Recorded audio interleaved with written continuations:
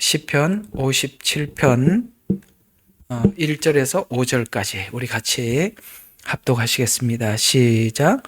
오 하나님이여 내게 자비를 베푸소서. 내게 자비를 베푸소서. 내 혼이 주를 신뢰하나이다. 내 재난들이 지나갈 때까지 정녕 내가 주의 날개 그늘 아래로 나의 피난처를 삼으리이다. 내가 지극히 높으신 하나님께 부르짖으리니 곧 나를 위해 모든 것을 이루시는 하나님께로다. 그가 하늘에서 보내셔서 나를 삼키고자 하는 자들의 비방으로부터 나를 구원하시리라. 셀라. 하나님께서는 그의 자비와 그의 진리를 보내시리로다. 내 혼이 사자 가운데 있으며 내가 불붙는 자들 곧 사람의 아들들 가운데 누워 있으니 그들은 이들의 창과 화살이요 그들의 혀는 날카로운 칼이로다. 오 하나님이여 주께서 하늘들 위에 높임을 받으소서. 주의 영광으로 온 땅 위에 있게 하소서. 아멘. 오늘도 하나님께서 이 말씀으로 우리 각자 하나님의 말씀이 가란 여러분들에게 채워주실 줄로 믿고 함께 나누어 보도록 하겠습니다. 자, 우리 좀 계속 반복하면 이제 여러분들이 완전 여러분 것이 되니까요. 자, 우리는 시편은 5권으로 되어 있다. 계속 반복하는 거는 이렇게 해야 성경을 보는 눈이 열리니까요. 자, 1권은 창세기와 같다. 2권은 출애굽기와 같다. 우리는 지금 2권을 지나가고 있거든요. 그러니까 출애굽기 하면은 광야가 생각이 나겠죠. 그러니까 창세기 하면 창조가 생각이 나겠죠. 그 다음에 출애굽기 하면은 당연히 광야가 생각이 나겠죠. 그 다음에 창조 레위기는 뭡니까? 우리를 불러낸 이유가 예배자로 부르기 위함이다. 그러니까 예배가 생각이 나야 합니다. 레위기 하면 예배가 생각나셔야 됩니다. 그러니까 이런 이제 구도에서 우리가 1, 2, 3, 4, 5권을 보고 나면 이 모든 그러니까 57편이 마치 광야를 연상케 하게 만들죠. 그러니까 이스라엘 백성들이 광야 생활을 했던 그 상상을 하면서 지금 현재 다윗도 광야에서 사울의 쫓김을 당하고 있죠. 같은 광야지만 이스라엘 백성들이 지나갔을 때 경황과 감정과 지금 현재 다윗이 겪고 있는 것과 또 다르고 지금 현재 오늘 우리 모두도 오늘 57편에 있는 이 메시지를 통해서 마치 광야와 같은 시간을 보내고 있는 여러분에게 하나님께서는 무언가 준비한 말씀을 나누고 싶은 것이겠죠. 그래서 오늘은 우리가 쭉 오다가 57편 1절부터 5절까지 왔습니다. 오늘 이제 이 57편에는 제가 이렇게 주제를 이렇게 정해봤어요. 하나님의 주권과 시간 사이에 우리의 믿음이 들어가 있어야 되겠죠.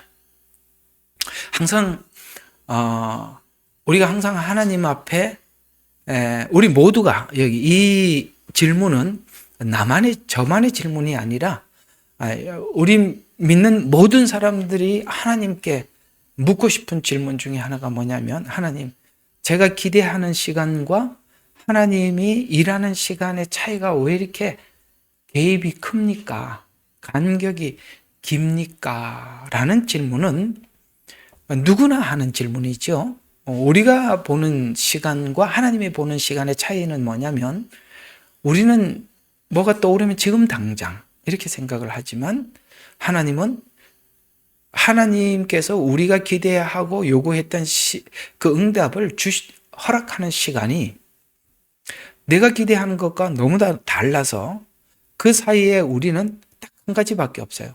하나님 앞에 그 시간을 믿음으로 기다리는 것 이외에는 아무것도 할 일이 없더라는 것이죠.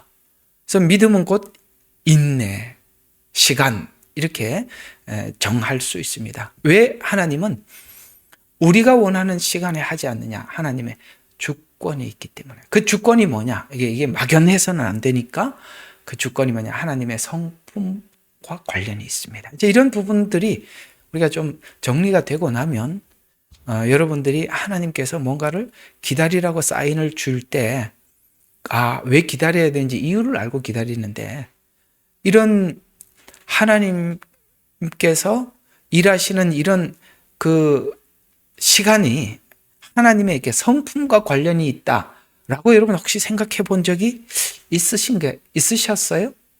아마 제 생각은 아마 여러분들이 이게 하나님의 주권 안에서 베풀어지는 시간이라는 거예요. 하나님의 주권은 하나님의 성품과 관련된 어떤 시간이라는 것에 대해 성품과 연관을 잘 못 시켰을 거예요. 그거는 사실 성경 안에서 찾아보기가 쉽지는 않아요.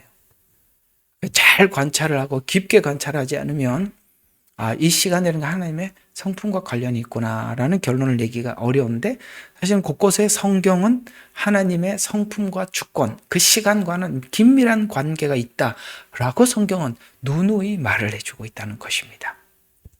그러면 우리가 한번 하나님의 주권 이렇게 한번 봅시다. 자, 이제 이스라엘 백성들이 애굽에서 나와서 광야를 지나는 시간인 출애굽기 배경으로 오늘 연상을 하고 있는데요. 오늘 여기 지금 57편의 이 기도들은 정말 사자들 가운데, 그러니까 내 혼이 사자들 가운데, 그러니까 쉽게 말해서 이런 말들을 우리가 이렇게 표현하죠. 이렇게 한자어로 혼비백산했다는 거예요. 진짜 혼이 빠져나갔다는 거예요. 그러니까 사자가 나를 잡아먹으려고 이렇게 으르렁거리고 있는 그 앞에 아무 힘이 없는 인간으로서 어떻게 뭘 방어를 할 수가 있겠어요? 마치 나는 지금 이런 시간을 사울에게 쫓기고 있지만 나는 마치 내 감정은 그런 시간을 보내고 있다는 거예요. 여러분 한번 생각해 봐요. 이런 시간을 보낼 때 잠을 한번 깊게 자겠어요? 마음을 한번 편하게 놓고 살겠어요? 늘 긴장감 속에, 조조함 속에, 두려움 속에 그 긴 시간을 계속 보내야 한다는 그 절박함이 이게 계속 연속적으로 이어진다는 거. 이게 이제 너무너무 고통스러운, 그래서 마치 내가 사자 앞에 잡아먹힐 것 같아. 힘없는 양이 이렇게 그냥 어떻게 할 수가 없듯이 이렇게 기다리는 것과 같은 시간을 보내고 있습니다. 이렇게 하나님 앞에 고백을 하고 있다는 것이죠. 그럼 우리는 이런 생각을 해봐야 합니다. 하나님, 이런 문제들은 빨리 좀 해결해 주셔야 내가 거침없이 하나님을 향해 나아가고 하나님을 섬기게 될 텐데, 왜 하나님은 이 시간을 이렇게 딜레이하고 길게 잡으십니까? 라는, 우리는 늘 하나님 앞에 이 질문이 있어요. 뭐가 있죠? 시간은 왜 차이가 나는 것일까? 내가 기대하는 시간과 하나님의 시간에는 왜 이런 차이가 있는 것인가? 인간의 기대와 하나님의 주권 사이의 시간, 그리고 주권을 믿는 믿음의 그 기다림, 왜 하나님은 그런 시간을 주셔야만 하는 건가? 여러분, 우리는 출애굽기에서 그 해답을 찾을 수가 있어요. 그리고 보면 여러분 아시다시피 하나님께서는 아브라함과 그 다음에 그 12 아들이 요셉을 통해서 애굽의 자리를 잡아놓고 다 70명 정도가 올라가게 되죠.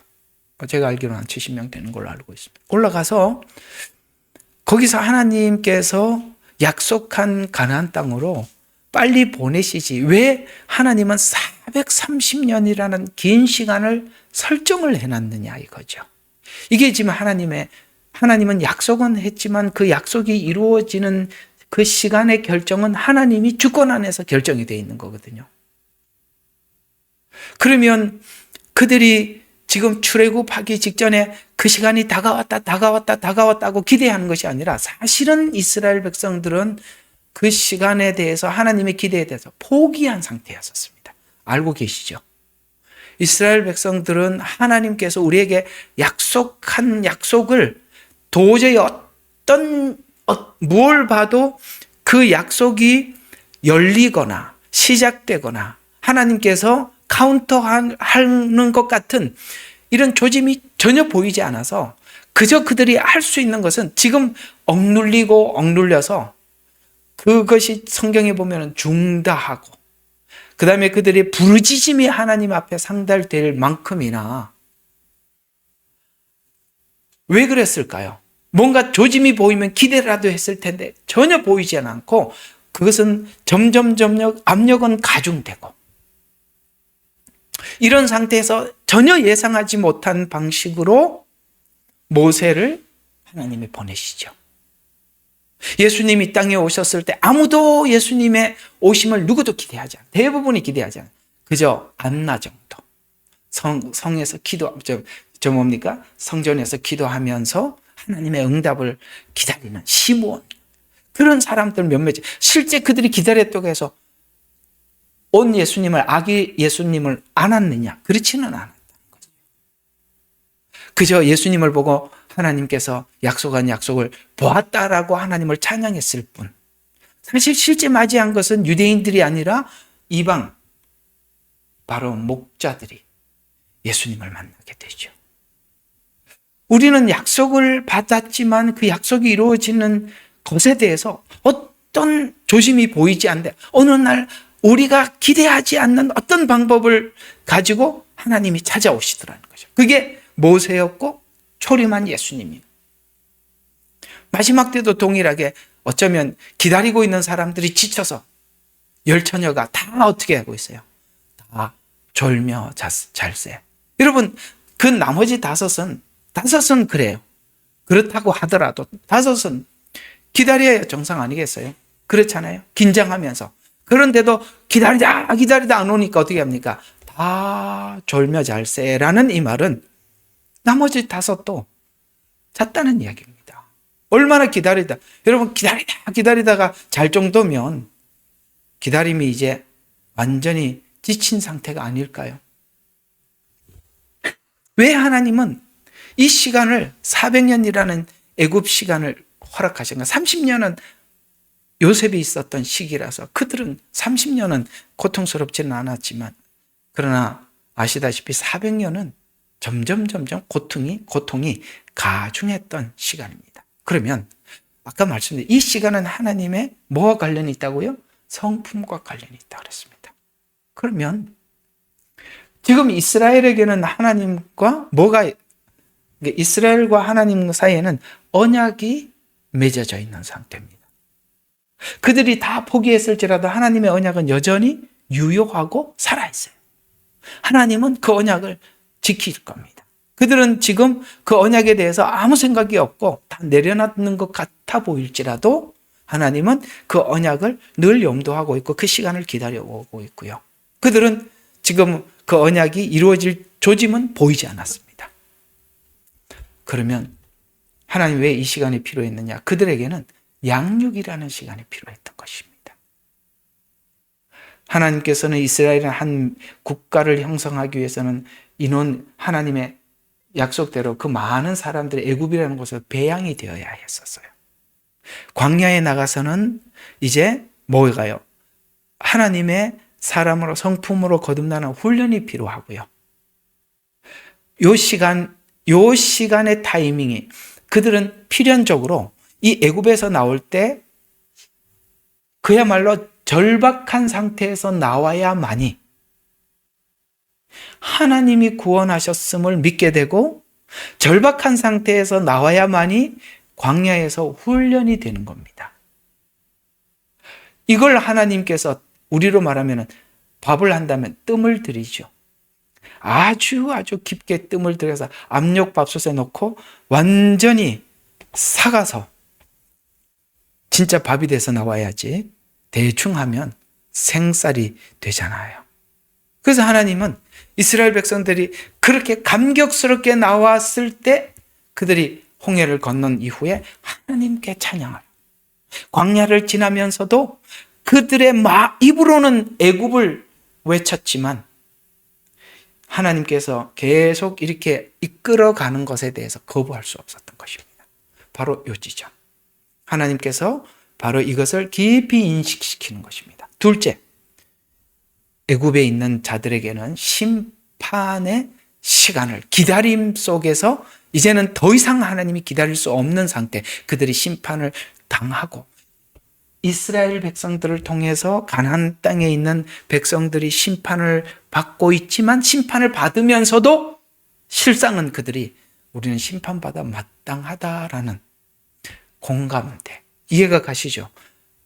이스라엘에게는 이스라엘대로, 구원을 받을 자들에게 구원을 받는 대로 준비되어야 하는 것이고, 심판받는 자들에게는 심판받는 대로 준비되어야 하는 것입니다. 이런 상태가 똑같이 마지막 때 하나님의 주권 안에서 시작될 것입니다. 심판받을 자들은 심판받을 것이 준비가 되는 것입니다. 그리고 구원받을 자들은 구원받을 자대로 준비가 되는 것입니다. 이 시간은 우리가 결정하는 게 아니라 하나님이 결정하는 겁니다. 정리가 되셨어요? 이것이 단순히 출애굽 이야기는 종말 이야기요, 초림 이야기요, 우리 개인의 모든 성도들에게 적용되는 이야기들이라는 것이죠. 바로 이런 관점에서 우리가 하나님의 시간을 살펴보기 시작하면 그 하나님께서 정해놓은 시간까지 우리는 뭘 가지게 될까요? 그걸 믿고 기다리게 되겠죠. 그런 관점에서 오늘 우리가 57장을 살피면서 보도록 하겠습니다. 자, 그러면 56편에 하나님께서 블레셋에서 이제 아기스 왕 앞에 가서 보호해 주셨던 하나님을 이제 다윗은 기억하면서 이제 다시 본토로 들어왔어요. 본토로 들어와서 그 사울을 피해서 굴에 숨었을 때 오늘 하나님 앞에 이 신뢰하나이다. 자, 보세요. 내 혼이 주를 신뢰하나이다. 이게 이제 우리 오늘 제가 주제를 잡았던 것처럼 믿음이거든요. 하나님, 저는 하나님을 믿습니다. 이렇게 고백을 하고 있습니다. 그러면 지금 이 위기 상황에서 믿음의 고백은 우리 앞에 있었던 일들, 다윗의 오늘 여기 57편 이전의 다윗의 인생을 생각해 보면 사무엘상 17장에 사자와 곰의 발톱에서 건져 주셨던, 그리고 골리앗을 무너뜨릴 때 사무엘상 24장 엔게디 굴에서 사울 앞에서 하나님이 보호하고, 얼마 전에는 이 블레셋에서 하나님 자기를 건져 주셨던 이런 모든, 이제 늘 말씀드리지만 이렇게 여러분 생애 속에 있었던 크고 작게 있었던 이 수많은 일들이 결국은 이런 진짜 위기 속에서 하나님, 오늘 하나님을 신뢰합니다 라고 신앙 고백할 수 있게 되는 것이잖아요. 그래서 우리가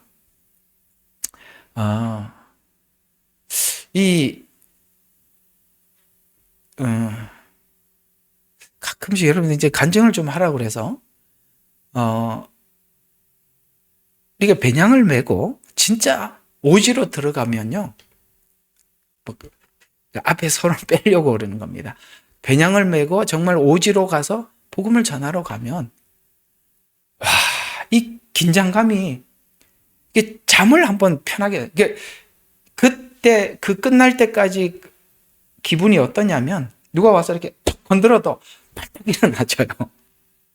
얼마나 긴장이 되는지 몰라. 왜? 이 조언들이 다 이렇게 손에 맡겨져 있고 누구 하나도 별의별 일들이 많이 있으니까 혹시나 무슨 별의별 일을 우리가 당하지는 않을까, 이 조장들은 초긴장 상태에서 가는 거거든요. 그 높은 이렇게 산지를 가면 이 고산병이 도져가지고 숨을 쉴 수가 없어요. 얼마나 이게 숨이 막히는지. 이게 여러분, 이 높은 산에 올라가니까요, 어지러워서 자꾸 이렇게 토에 집디다. 그리고 토에 지지만 뭘 먹을 수가 없어요. 이렇게 받아지질 않아. 숨쉬기도 힘들어. 모르고 뛰었다가 휙 쓰러지는 거예요. 근데 거기 있는 사람들은 아무렇지도 않는데 우리는 그게 너무 힘든 거예요.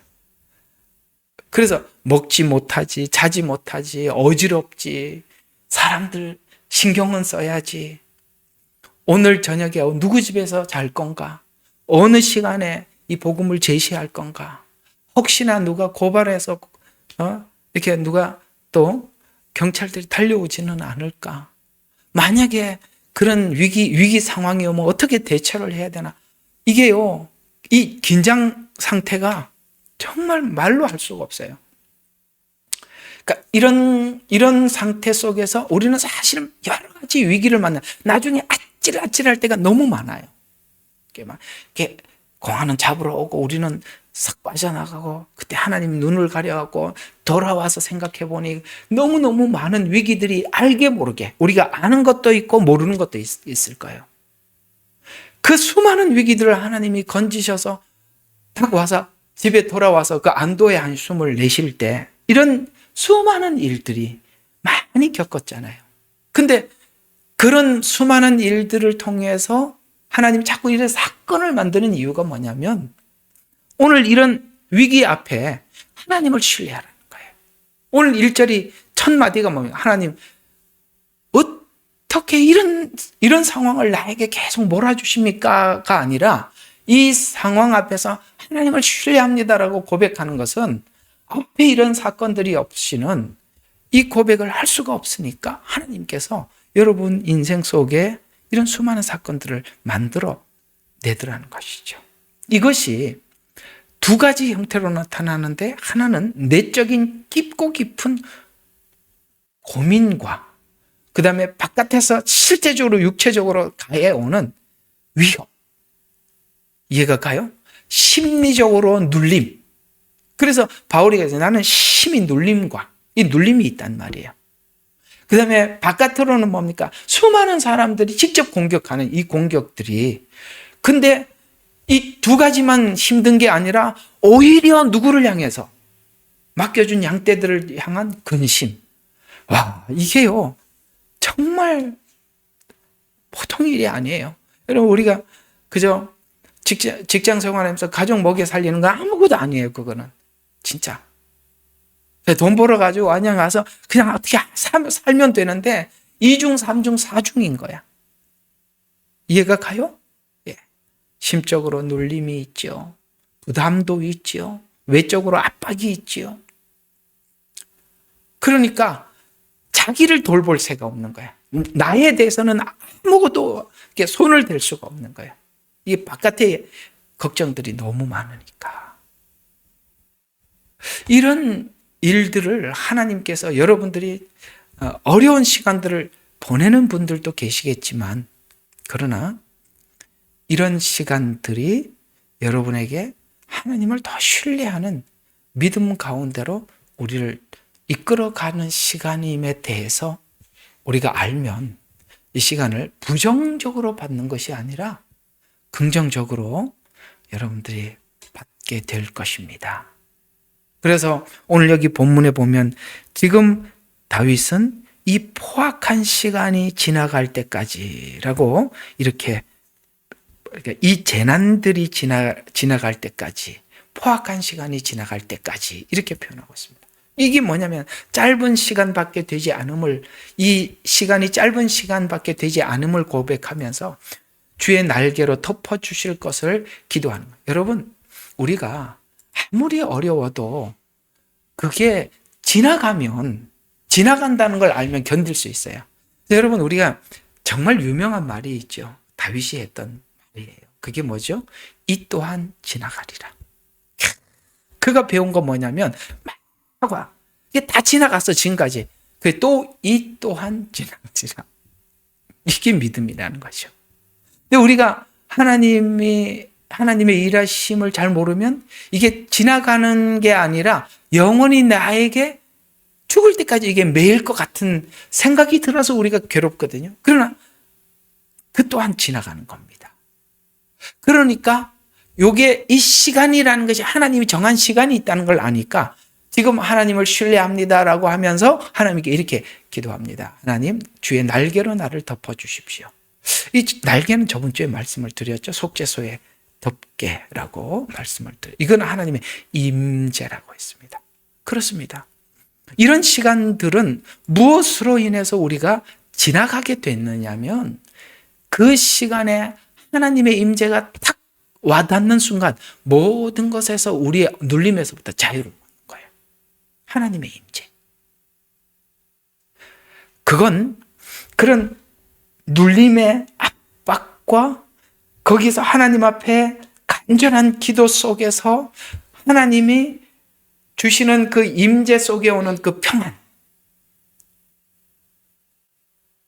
그걸 우리가, 그래서 하나님을 간절히 찾고 구하였을 때, 그래서 찬송가에 나오잖아. 평화 평화로다 하늘 위에서 내려오네. 그 사랑의 물결이, 그 다음에 뭐죠? 영원토록, 가사를 잊어버렸군요. 예. 그렇게 하나님 앞에 우리가 고백을 하듯이, 정말 바울이 옥에 갇혔고 그 다음에 베드로가 옥에 갇혔을 때 그들은 정말 하나님이 주신 평안으로 해서 깊은 잠에 빠지지를 않나. 하나님이 주시는 평안 때문에 그곳에서 하나님을 찬양을 하지를 않나. 이것은 정말 이런 위기 상황 속에서 이것을 할 수 있었던 것은 하나님께서 덮어주셨기 때문에, 하나님의 임재를 느꼈기 때문에 그러는 것입니다.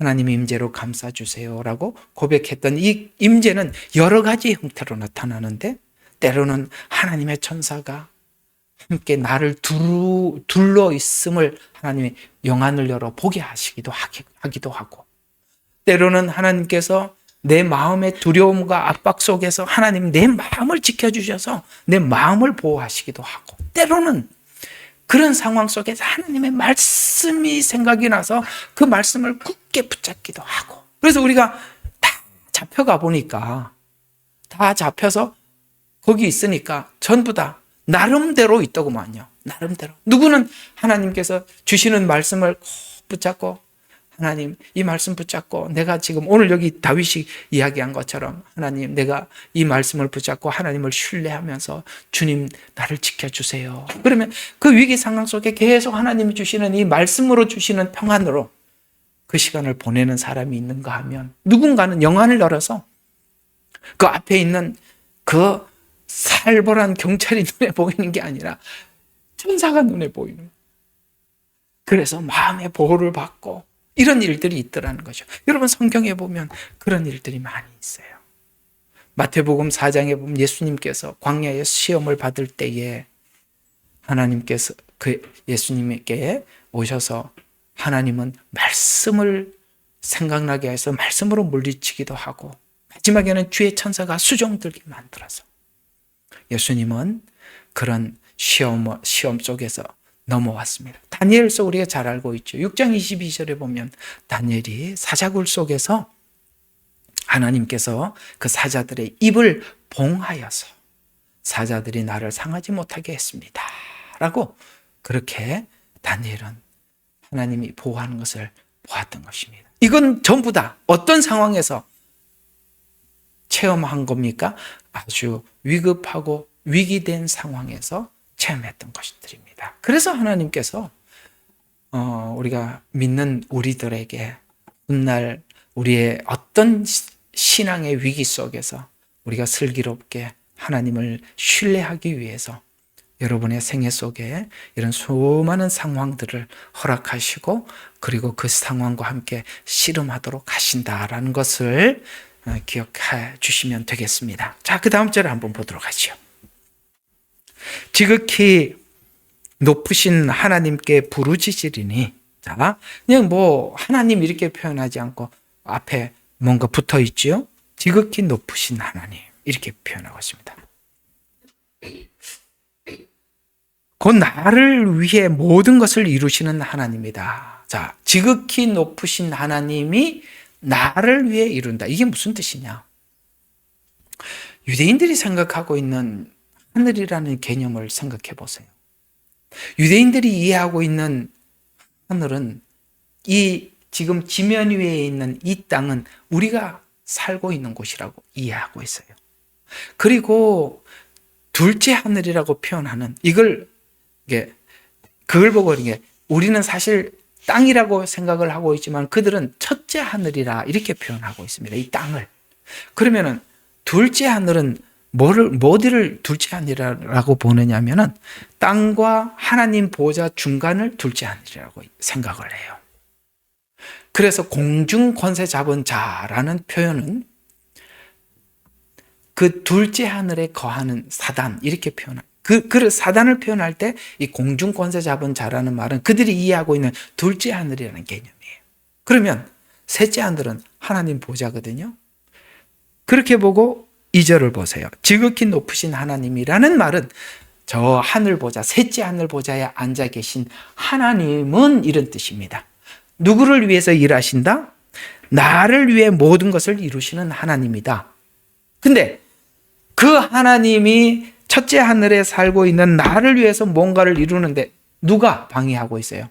둘째 하늘에 있는 사단이 나를 방해할지라도 그 사단을 통치하고 지배하시는 셋째 하늘에 계시는 그 하나님이 사단에게 나의 어떤 영역을 허락했더라도 나를 위해서 뭔가를 하기 위해서 사단에게 허락한 것이지 라고 볼 때 우리는 사단에게 매여서 사단아 물러가라에 매이지 않고 그것을 통해서 욥에게 허락한 것처럼 하나님이 딱 바운더리를 정해줬잖아요. 너 여기 이상 넘지 마 라고 정해놓고 하나님이 어떤 목적을 가지고 욥에게 시련을 주어서 뭔가 이루기 위해서 출발한 것처럼 여러분 개개인에게도 어떤 사건을 줄 때 하나님이 목적한 부분이 있어요.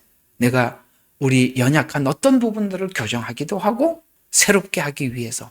그래서 나를 위해서 지금 저 사람도 사울도 나를 위해서 허락한 것이다 라고 보는 순간 사람을 원수로 보지 않고 그를 통해서 다윗을 만들어가고 있다는 것을 볼 때 보세요. 우리가 일반적으로 세상 사람들이 보는 사건과 우리 크리스찬이 세상에 있는 우리 인생 속에 일어나는 모든 사건들을 보는 시각이 이렇게 다른 겁니다. 그래서 오늘 이제 이런 정말 이게 굉장히 대단한 상황이거든요. 왜냐하면 그 옆에 와 있으니까 사울이. 그래서 지난날 확인이 오늘 기다림의 믿음이 되어서 주님께서 보호해 주시는 날개 아래서 부르짖어 깨달은 것은 지금 하나님 앞에 저번 주에 말했죠. 이런 모든 상황 하나님의 임재를 갈망하게 만든다고요. 그래서 하나님 임재 속에서 부르짖어 깨닫게 된 것은 이걸 깨닫게 되는 거예요. 나를 위해서 모든 것을 이루시는 하나님. 아까 2절에서 말했죠. 그 약속을 끝까지 완성하시는 하나님이다. 이해가 가요? 이까지 에베네셀의 하나님께서 남은 내 삶의 여정도 나를 지켜주실 것이다. 자, 우리는 복음을 받았어요. 우리 예수 그리스도를 구주로 영접했습니다. 그 다음 우리가 해야 될 작업이 뭘까요? 그 복음을 우리가 지키고 유지해서 주님 오시는 그날까지 우리가 그걸 보존해 가는 것입니다. 근데 우리는 하나님께서 간섭해 주지 않으면 이 모든 것을 다 놓치게 돼요. 그래서 하나님께서 우리 자신을 지키기 위해서 뭔가를 하나님께서 일을 하시는데 이 일을 하고 있다는 것을 누가 깨달았냐면 빌립보서 1장 6절 바울이 노년에 그 모든 과정 속에 하나님께서 나를 지키기 위해서 이 모든 일을 행하셨다는 걸 배우게 됩니다. 어느 날 여러분들은 누구나 이런 저 같은 이야기 한번 질문했을 것 같아요. 언제 한번 제가 하나님 앞에 이렇게 질문을 해본 적이 있어요. 하나님, 저도 그냥 장로가 하면서 집사도 하면서 교회에서 이렇게도 내가 하나님 잘 섬기고 그럴 것 같은데 왜 목사를 만들어갖고 고생시키냐고. 제가 한번 하나님 앞에 한 번 그랬겠어요. 속 썩이는 사람이 많으니까 자주 그러더라고요. 왜 이렇게 하여튼 그런 것 같아요. 이 일은 그런 것 같아요. 그랬더니 주님께서 제 마음속에 주셨던 마음이 뭐냐면 너는 목사가 되어야 네 신앙을 지켜갈 수가 있다. 이렇게 말씀하셨어요. 참 그게 전 뜻밖의 대답이었는데 생각해 보니까 맞는 것 같아요. 우리는 장로가 돼도 잘할 것 같죠. 사람들이 사모가 된 게 불만이죠. 사모가 돼야 신앙을 지키고 사는 거예요. 평신도가 돼도 잘할 것 같죠. 하나님은 우리의 체질을 잘 아십니다. 바울이 그걸 배운 겁니다. 어느 날 이 빌립보서를 써서 너희들이 나를 도와주신 거 고맙다 하면서 이렇게 편지를 쓰다가 이제 노년에 이런 고백을 합니다. 우리 빌립보서 1장으로 가봅시다. 바로 우리를 지키시는 방법이 이거라는 것을 우리가 알 수가 있는데요. 자, 1장 6절. 제가 참 좋아하는 성경 구절입니다. 누가 물으면은 제가 좋아하는 성경 구절이 어디입니까? 그러면 저는 늘 1번으로 나왔던 성경 구절이 빌립보서 1장 6절이었거든요. 자, 한번 봅시다. 우리가 이것을 확신하노니, 뭘 확신한다는 겁니까? 너희 안에서 선한 일을 시작하신 그분께서, 이게 뭡니까? 구원이죠. 우리를 예수님을 만나서 구원하시고 이렇게 선한 일을 시작하신 그분께서 예수 그리스도의 날, 이거 뭡니까? 내가 주님을 만나는 그날까지 뭘 한다고요? 그날까지 완성하시리라. 뭘 완성하신다는 거예요? 여러 가지겠죠. 바로 착한 일을 시작하신 하나님께서 뭔가를 완성하시기 위해, 그게 완성이 뭐냐? 뒤쪽으로 조금 더 나가서 보면 이런 걸 완성하려고 한대요. 9절부터 11절을 보면 이걸 하시겠대요. 자, 내가 이것들을 기도하노니 너희의 사랑이 지식과 모든 판단에 있어서 더욱더 풍성하게 되어서 너희가 가장 좋은 것을 분별하며, 우리가 살면서 제일 무서운 게 뭐냐면 잘못 분별할까 봐 무섭잖아요. 그러니까 하나님께서 우리를 불러주셔서 우리가 분별하는 눈이 없는 우리들을 분별할 수 있는 자로 자라기 위해서는 우리는 훈련을 받아야 돼요. 그래서 그 훈련이 뭘 하게 돼요? 분별하게 해요. 여러분, 우리가 분별 못하면 통일교에 가 있는 사람도 있을 거고 신천지 가서 박수치고 앉아있을 수도 있을 거예요. 그죠? 어쩌면 정명석이 JMS 가서 앉아있을 수도 있어요.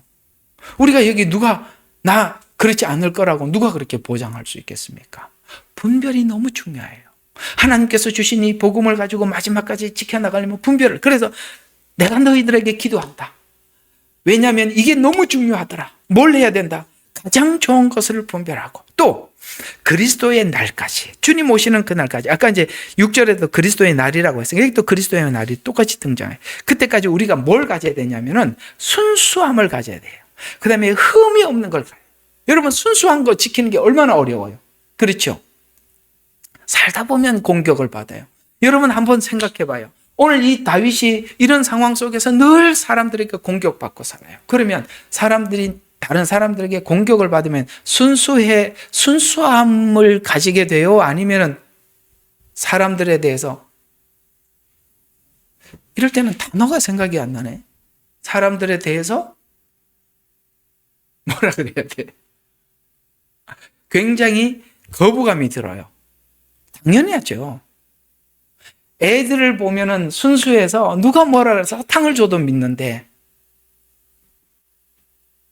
우리는 사람들한테 당하고 보면 순수함을 지킬 수가 없어요. 사단이 사람을 통해서 얼마나 우리의 신앙을 앗아가기 위해서 공격하겠습니까?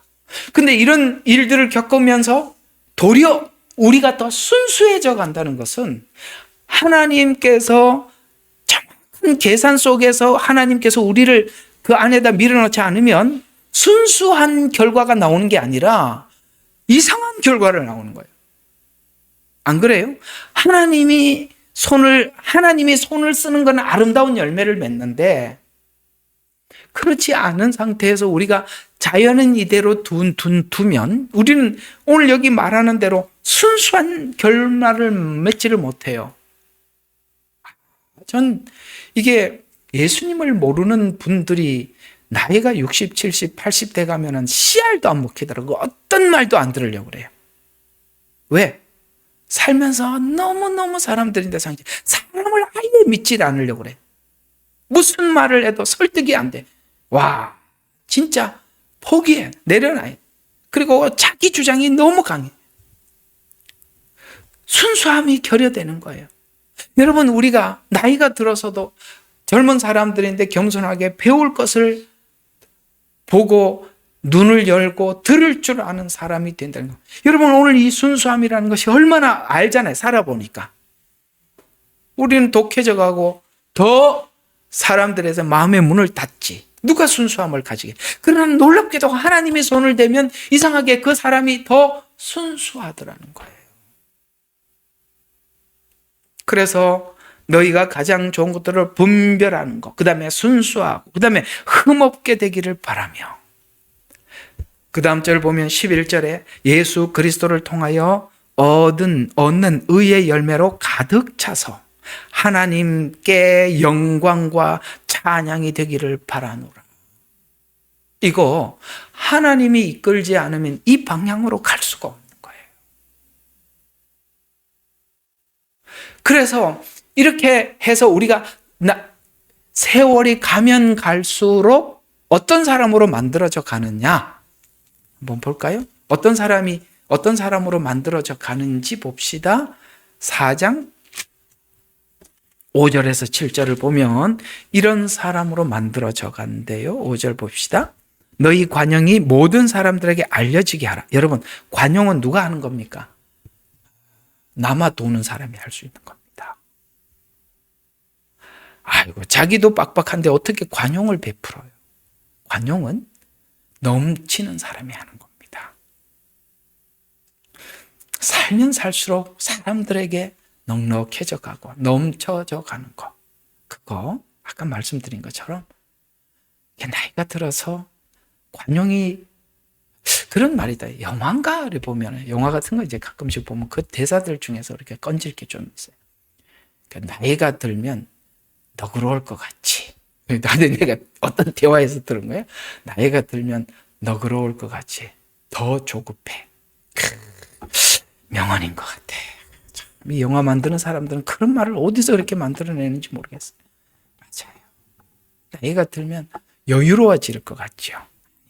더 급해진대요. 더 조급해진대요. 참지를 못해. 왜요? 뭘 모를 때는 남의 이야기를 들으려고 그래요. 그러나 세월이 있고 경험이 많으면 누가 말을 하면 그러면 척 알아듣거든요. 못 참죠. 대답부터 해야지. 그렇게 된다는 거예요. 그리고 급해. 다 안다는 거죠. 근데 이상하죠. 하나님이 우리를 만들면 분별을 하고 그 다음에 아까 뭐라 그랬죠? 분별을 하기도 하고 순수하고 흠이 없고 하나님의 의가 가득 차고 관용이 있어져 가고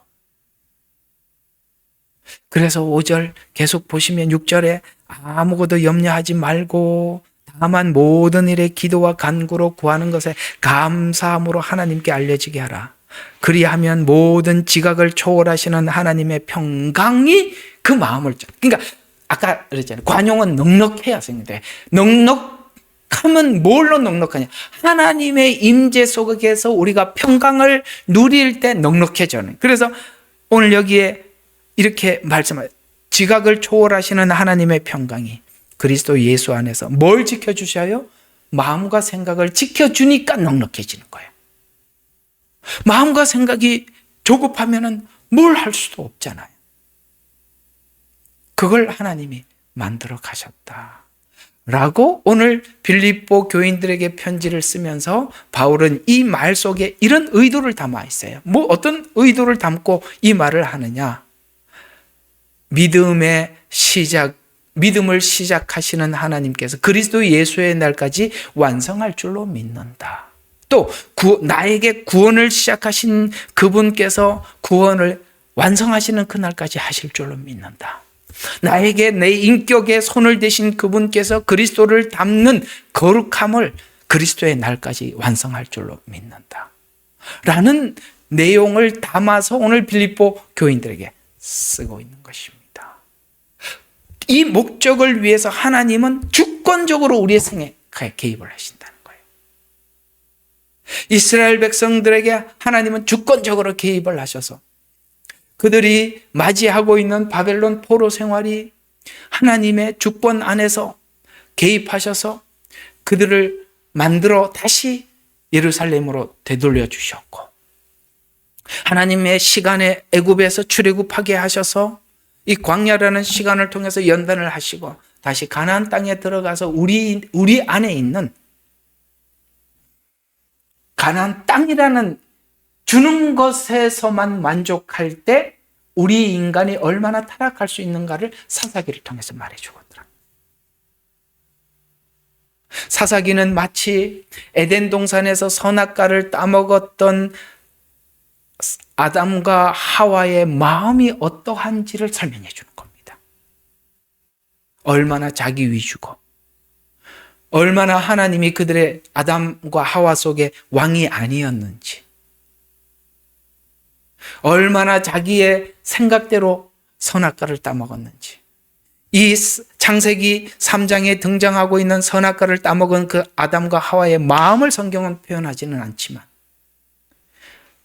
하나님께서 이 가나안 땅이라는 기름진 땅을 하나님이 주고 난 이후에 그들이 타락하는 이 모습을 통해서 광야에서도 보여줬던 그것이 마치 그들에게 이제 축복의 땅에 가서 그들에게 분배를 하고 나면 마치 광야에서 하나님을 원망하지 않은 걸, 그러니까 원망한 것 같이 원망하지, 이 말에 원망한 것 같이 그걸 주고 나면 원망 안 할 것 같았는데 뭐 하더라? 목적한 걸 얻고 나니까 더 타락하더라. 그러니까 하나님께서 여러분들에게 주는 이유가 있고 걷어가는 이유도 다 오늘 여기 시편에서 말한 것처럼 지극히 높으신 하나님께서 누구를 위해서 하더라? 주는 것도 나를 위해서 주는 거고 가지고 가는 것도 나를 위해서 가지고 가는 거더라.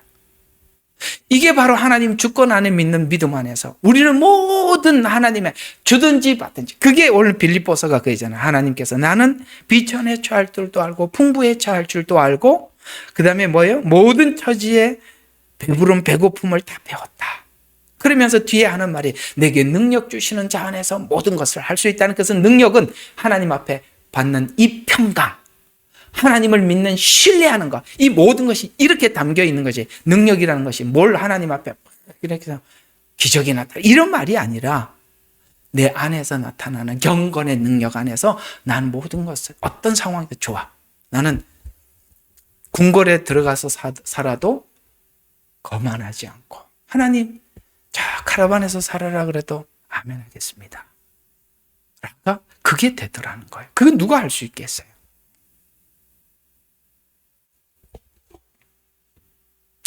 삼 절 한 절만 더 하겠습니다. 자, 우리 다시 시편으로 돌아가겠습니다. 자, 57편 3절에 이렇게 말하면서 그가 하늘에서 보내셔서 나를 삼키고자 하는 자들의 비방으로부터, 자, 이제 그가 사울이 외적인 위협뿐만 아니라 뭘로 했더냐, 비방으로부터 나를 구원했다. 자, 이게 참 고통스럽죠. 없는 말을 만드는 겁니다. 셀라. 하나님께서는 그의 자비와 그의 진리를 보내시리로다. 이게 무슨 말입니까? 3절은 이런 이야기입니다. 하나님 구원, 아까 말한 거, 믿음, 구원, 인격이 완성되기까지 하나님께서 직접 개입하셔서 나를 구해 주시는데, 내가 그게 완성되기 위해서는 그냥 가만히 좋은 환경 속에서 안 되더라는 거죠. 그게 사사기가 보여준 거잖아요. 줬잖아. 그들이 원하는 땅을 줬잖아. 다 분배를 받았잖아. 안정된 생활을 하면 땅의 안정에 더 관심을 갖지. 주신 하나님은 어디 가고 없어요. 그런 것처럼 이상하게 하나님께서 다윗을 만들어 가는데 다윗을 좋은 환경을 더 주고 더 풍성하게 해주고 안정하게 만들, 이런 게 아니라 이런 식으로 해서 다윗을 만들어내더라는 거예요. 이런 식으로 다윗을 지켜내더라는 거예요. 우리가 사실은 예수님을 믿고 보면 우리가 아직 다 미완성된 사람들 아니겠어요? 그 완성을 위해서 하나님이 사실 이렇게 표현한 들들 볶죠. 그게 안 볶이는 게 이상한 겁니다. 가만히 둘 리가 없어요. 성경을 보면 누구든지 그렇게 했거든요.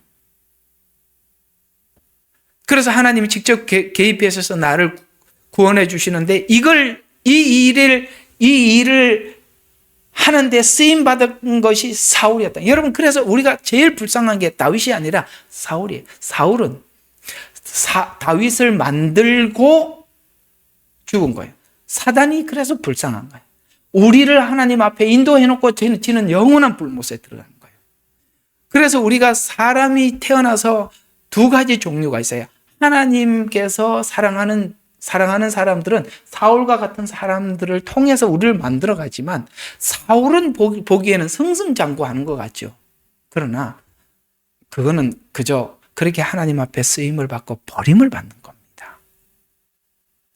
근데 사울이 뭘로 쓰니까 그 악한 성품을 그대로 쓰는 거거든요. 근데 여기 오늘 보니까 원수의 모욕과 비방의 말, 그리고 어떤 다윗을 향한 악한 계획에서 건져주시다. 왜냐하면 다윗이 그걸 보고 있었으니까요. 사울이 다윗을 죽인 자는 만만이라고 했을 때 미워하기 시작했는데, 그때부터 사실 국민들의 지지는 받았잖아요. 다윗이. 만만이라는 말은 요즘으로 말하면 그 당시에 투표를 했더라면 당연히 당선이 됐겠죠. 만만이라는. 그래서 했을 때 사울은 늘 비교를 한 거예요. 그러니까 사단이 쓰는 자는 누구냐? 늘 사람들과 나와 다른 사람을 비교하는 거예요. 가인이 왜 아벨을 죽여서 비교하니까. 늘 이 비교의식에서 우리가 벗어나는 것은 하나님께서 나를 나대로 만들었다라는 믿음 안에서만이 우리는 그 비교의식에서 나를 자유롭게 하는 겁니다. 여러분대로 멋진 거예요. 여러분 생긴 게 뭐 어째서 그래요? 항상 보면 우리가 나보다 더 있는 사람 보고 나는 비참하고, 나보다 더 잘생긴 사람 보고 비참하고, 나보다 더 힘 있는 사람 보고 비참하고, 그렇게 늘 위하고 비교하는. 하나님 여러분 각자가 아름답게 만들었어요. 근데 우리 사모님하고도 그런 얘기했네요. 아무리 못생긴 사람도 다 결혼해요. 나는 여기 외국인 백인들이 이 아시안 하고 결혼해서 너무 예쁘다고 결혼했나. 내가 보니까 다 진짜, 참 죄송한 이야기지만 우리 아시안에서는 결혼하기 힘든 사람들을 우리 백인들은 좋아하더만. 정말 옛날 그 동양적으로 생긴 그런 사람을 좋아하는 거예요. 그래서 우리가 그런 걸 보면서 결혼은 누구나 다 할 수 있도록 하나님이 했구나 이런 생각이 듭니다. 각자가 하나님께서 또 만드시고, 또 각자가 또 이렇게 누구 눈에는 또 좋게 또 보이게 돼 있어요. 하나님 다 그렇게 만드셨다는 거예요. 우리가 이 비교 의식에서 벗어나지 않는 한 끊임없이 사단이 쓴다는 겁니다. 여러분, 그 욥에게 찾아와서 사단이 한 말도 하나님께서 이제 나중에 이게 자세히 분석을 하려면 시간이 많이 걸려서 결국은 뭘 하는 거냐면은 비교하는 겁니다. 그러니까 비교가 그렇게 무서운 거예요. 그러니까 나는 나대로 하나님께서 나의 작품대로 하나님이 아름답게 창조하셨고, 그다음에 여러분들이 만난 가정이나 자녀들도 여러분들이 우리에게 유익한 사람들을 만나게 해주셨다라고 보기 시작하면 그게 참 큰 도움이 되는데, 그것이 자꾸 우리보다 좀 더 나아 보이는, 넉넉해 보이는 사람들과 늘 비교할 때, 여러분 아시다시피 가인은 그 비교로 인해서 아벨을 쳐 죽였던 것처럼, 오늘 이 사울은 만만이라는 이 소리 때문에 뭔가를 만들어냈다라고 오늘 3절에 이야기를 하고 있는데, 그게 이제 그겁니다. 사울이 다윗 앞에서는 충신이라고 사람들에게 말해요. 왜냐하면 구국 영웅이잖아요. 골리앗을 죽여서 결국은 이스라엘을 건져냈어요. 그래서 구국 영웅이라고 사람들에게는 외치지만 뒤로는 사람들에게 따로 명령을 해서 다윗을 죽이라 이렇게 얘기해서, 비참한 거예요. 사람들 앞에 서서는 최고라고 쳐주고 뒤에서는 욕하고 이런 일들을 겪었다는 거예요. 그래서 뒤로는 죽이라고 명해서 다윗이 왕위를 노린다는 거짓 정보를 사람들에게 흘려보내서, 놀랍게도 아기스에 갔더니 다윗은 왕이 아닌데도 아기스 왕은 그를 보고 네가 이스라엘 왕이야. 그때 아시다시피 그때 다윗이 왕으로 등극한 적이 아니었어요. 그런데도 불구하고 아기스 왕이 네가 이스라엘의 왕이 아니냐라고 말을 했다는 것은 누가 흘린 거짓 정보? 그렇습니다. 사울이 흘린 거짓 정보였어요. 우리가 진실이 사실은 그렇지 않는데 그 사실이 아닌 거짓 정보들을 흘려서 사람을 매도하고 이걸 다윗은 겪고 있는 거거든요. 그래서 엔게디 굴에서 사울을 살려둔 후에 일시적인 눈물 흘린 듯한 반복된 쇼와 거짓 아시겠죠? 거기서 이렇게 아이고 다윗아 내 아들 다윗아 이 거짓 쇼. 야, 여러분 이런 사람 우리가 앞에 있다고 생각해봐. 예?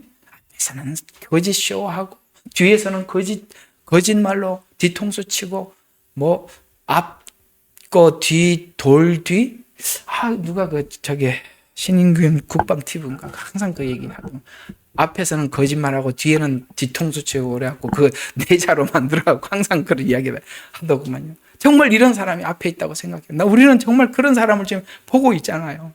정말 보기 싫어. 어쩌면 그래. 앞에서는 거짓말하고 뒤에서는 딴짓하고 말이죠. 처음에 약속했던 거는 하나도 안 지키고 너무 악해. 딱 사울이. 이상하게도 보면은 이과에 속하는 사람들은 다 비슷해요. 이런 과정이 성도들에게 나타나더라.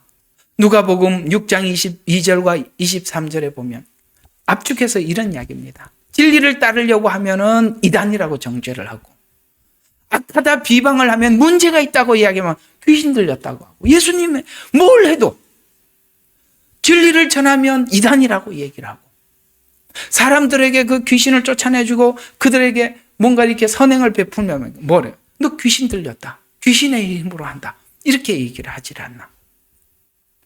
성도들의 미움은 복음을 향해 진실한 걸음을 가는 자들에게 나타나는 열매. 그래서 우리가 진실된 복음을 전하면 우리 보고 뭐라 그러죠? 극우가 아니고 뭐라 그러지? 우리 근본주의라 그러고. 아니 무슨 근본주의예요? 근본주의가 어디 있어요? 그냥 성경대로 믿는데 그게 무슨 왜 근본주의예요? 그런 말은 왜 만들어요? 그렇더라는 거예요. 뭔가 프레임을 만들어서 씌우고 그러더라는 거예요. 앞에서는 환영하고 뒤에서는 이렇게 하는 이 모습들. 하나님이 개인의 삶에 개입하셔서 체험한 것은 하나님의 성품인데 놀랍게도 이런 악한 자들을 향해서는 하나님께서 신명기대로라 한다면 당장 벌을 해야 되는데 하나님의 사람인 다윗을 괴롭히고 악한 일들을 계속 반복하는데 하나님 두드라는 거예요. 그걸 지켜보고 있는 다윗은 하나님의 성품에 뭘 보느냐면 하나님의 자비가 오늘도 사울의 회개하고 돌아올 날을 기다리고 있는 것을 보더라는 거예요. 그런 와중에 다윗은 사울을 통해서 자기는 자기의 성품을 만들어가고 있고 여전히 사울에게는 그 악한 시간들을 통해서 하나님의 자비를 통해서 기다림이 지속되는, 그래서 오늘 자비와 진리를 경험하고, 우리가 하나님을 경험하고 나면 하나님의 자비야, 하나님의 정말 공의, 진리를 경험하게 돼요. 그래서 주님이 이 땅에 오셨을 때 뭐라고? 은혜와 진리가 충만하더라고 말씀하고 있어요. 충만하다는 거예요. 예수님 십자가는요 정말 은혜예요. 그렇죠? 우리가 언제 구원해달라요? 정말 은혜의 전부예요. 그리고 하나님께서 진리가 충만해요. 예를 들어서 진리가 충만하다는 것은 예수님이 오셔서 이 과정 없이 우리를 구원하면 하나님이 진리가 아니라 이 말이에요. 정말 진리가 충만해요. 그걸 예수님이 다 끌어안더래요. 은혜도 끌어안고 진리를 끌어안고 결국은, 그래서 하나님이 은혜라고 말을 하는데 아무도 거부를 할 수가 없고, 하나님이 진리라고 말하는데 아무도 거부할 수 없어요. 하나님이 심판해 주라고 말하는데도 할 말이 없고 구원해 주라고 말하는데도 할 말이 없어요. 양쪽이 아무도 할 말이 없게 만들더라 라는 것을 지금 배워서 하나님이 진리와 자비의 하나님이라는 걸 배우면서 그 자녀된 우리가 그걸 담고 있는 거예요. 지금 그걸 주워 담고 있는 중이라 이 말이에요. 그래서 고난을 통해서 배운 것은 하나님의 신실함이더라. 그 하나님의 신실함을 믿는 믿음이, 우리가 믿음 이렇게 표현할 때 뭘 믿느냐 이거죠. 하나님의 성품의 신실함을 믿습니다. 우리는 자꾸 언약 이렇게 물론 맞습니다만 그 언약도 하신 분이 치워 그러면 그만이잖아.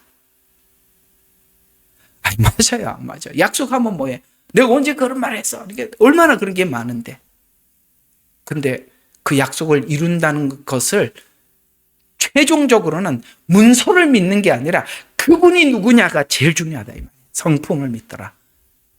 그래서 하나님께서 이스라엘 백성들을 심판하고 폐허가 된 예루살렘을 향해 바라보면서 외치는, 이것이 하나님의 신실함이다라고 이야기하는 큰 놀라움. 이 무너진 성을 보고 하나님 이 성을 왜 이렇게 무너뜨리고 우리로 하여금 이렇게 이방 가운데 눈물을 흘리며 인생을 살게 합니까? 라고 그렇게 하나님을 원망하는 것이 아니라 이 성이 무너진 것이 얼마나 복된 하나님의 신실함인지를 이렇게 고백하고 있는 에레미야 애가 3장 22절부터 23절이 이렇게 말하고 있습니다. 내가 주의 자비하심으로 우리가 진멸되지 아니하여. 뭘 봤다고요? 이 예루살렘 심판을 통해서 하나님의 자비를 봤다는 거죠. 그래서 내가 주의 자비하심으로 우리가 진멸되지 아니하였으며 그의 긍휼히 여기심이 사라지지 아니하였습니다. 그것이 매일 아침마다 새로우니 주의 신실함이 크나이다. 여러분, 이 무너진 성을 보고 다 빼앗긴 이 현장에 서서 오늘 하박국 선지자 말대로 하면 외양간에 송아지 없고 무화과 나무 없고 아시겠습니까? 아무것도 없는데 오늘 에레미야 애가에서 고백하듯이 에레미야처럼 하나님이 성실하십니다. 하나님 여기까지 가세요. 여기까지. 우리 마지막 성경 구절을 하나 더 보고 마치죠. 히브리서 12장 6절이 제가 오늘 여러분들에게 말씀드린 모든 내용을 그냥 한마디로 담아서 딱 정리를 했습니다. 히브리서 12장 6절입니다. 주께서 그를 사랑하는 자를 징계하시고 그가 받으시는 아들마다 매질하시느니라. 너희가 징계를 견디어내면 하나님께서 너희를 아들로 대우하실 것이니 아버지가 징계하지 않는 아들이 어디 있느냐. 맞죠? 자, 오늘 여러분들과 함께 운을 띄워서 말씀을 시작한 부분이 바로 이 부분입니다. 우리의 시간과 하나님의 시간 사이의 간극. 우리는 왜 원하는 시간에 하나님이 하시질 않고 기다리다 포기한 상태에서 시작의 조짐이 보이지 않는 이 상태에서 시작하실까? 여러분, 열처녀 비유를 보면 그 열처녀들은 전부 다 신랑이 올 거라고 지금 시대의 징조를 보고 기다리고 있었던 사람들입니다. 5은 기름을 안 가지고 기다렸더라도 기다렸던 사람들입니다. 그거는 유대인들을 이야기하는 겁니다. 그 할 얘기가 많아요. 그들은 아직 복음을 모르고 성령을 받지 않았습니다. 나머지 5은 기름을 가지고 기다렸습니다.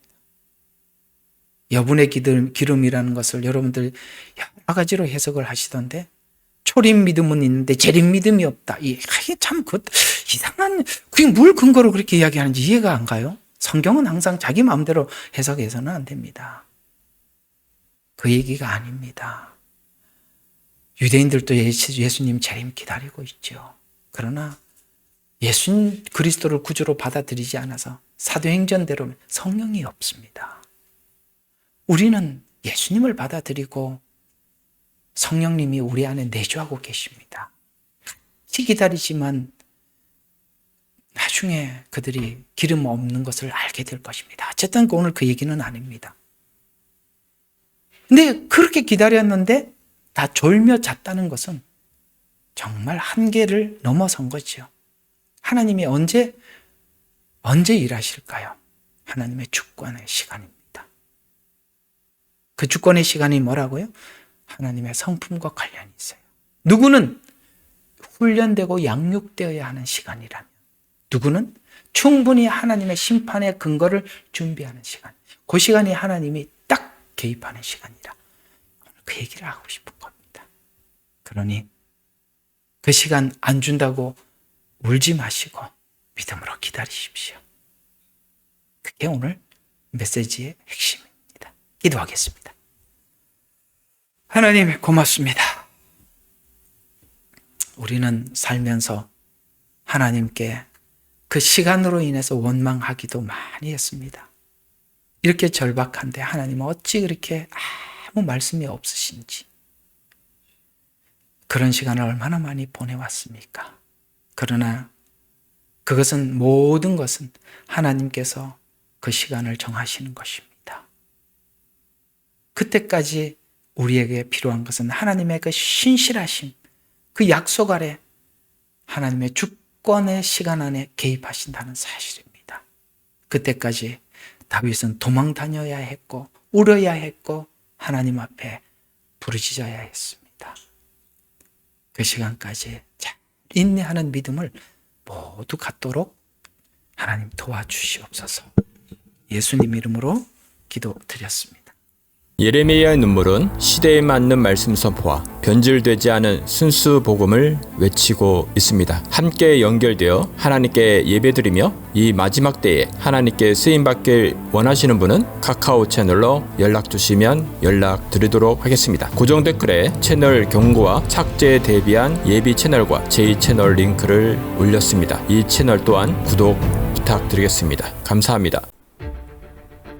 우리는 역사상 가장 중요한 시점을 지나고 있습니다. 하나님께서는 하나님의 일을 하시기 전에 사람을 준비시키셨음을 우리가 알고 있습니다. 하나님 말씀은 마지막 때에 대추수, 대부흥의 때가 있다고 분명히 예언하고 있습니다. 아멘. 하나님의 말씀이 그대로 성취될 것을 믿습니다. 예레미야 눈물은 잠자는 교회와 영혼을 깨우기 위해 노력하고 있습니다. 이 가슴 뛰는 일에 함께 하길 원하시는 분은 카카오 채널로 연락 주시기 바랍니다. 당신은 위대한 하나님의 사람입니다.